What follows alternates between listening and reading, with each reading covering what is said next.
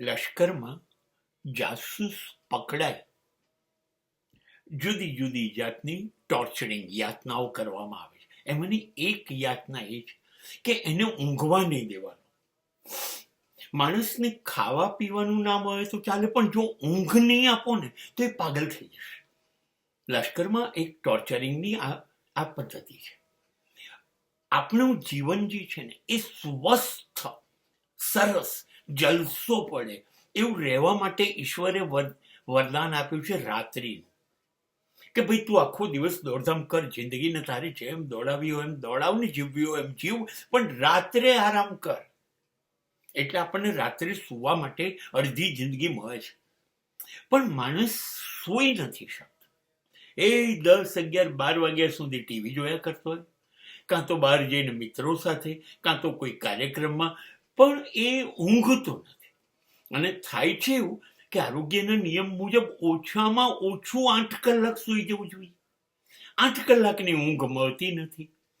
એટલે શરીરના બધા કોષો બિચારા જે આરામ મેળવવો જોઈએ એ એને મળતો નથી.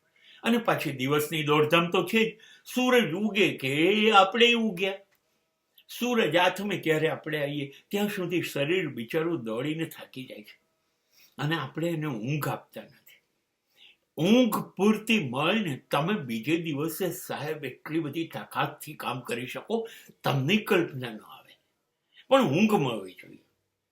ઊંઘમાંથી શું થાય છે કે આપણે કોન્શિયસ ને અનકોન્શિયસ એવા બે માઇન્ડ રાખીએ છીએ.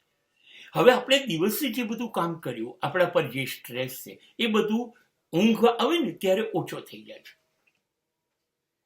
અને એ વખતે આપણી અગત્યની માહિતીઓ છે ને એ અંદર મગજમાં સ્ટોર થઈ જાય છે, એ સચવાઈ જાય છે.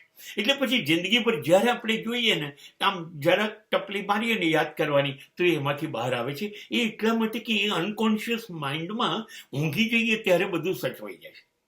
પણ હવે આપણે પૂરતું ઊંઘતા નથી, એટલે એ માહિતી રખડી જાય છે.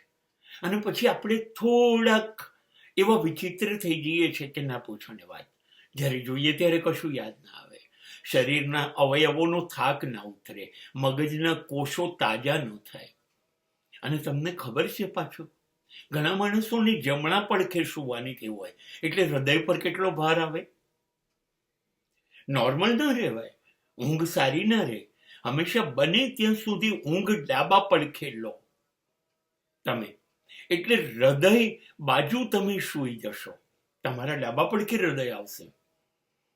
તમારી કેટલીક બધી વસ્તુઓ ઊંઘને કારણે, તમારા રૂમનું વાતાવરણ, તમારા રૂમનો પ્રકાશ, તમારી સુવાની વ્યવસ્થા, આ બધું અદ્ભુત ગોઠવો.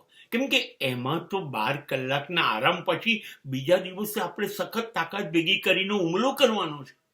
માટે it is a basic element. You have to be careful about your sleep.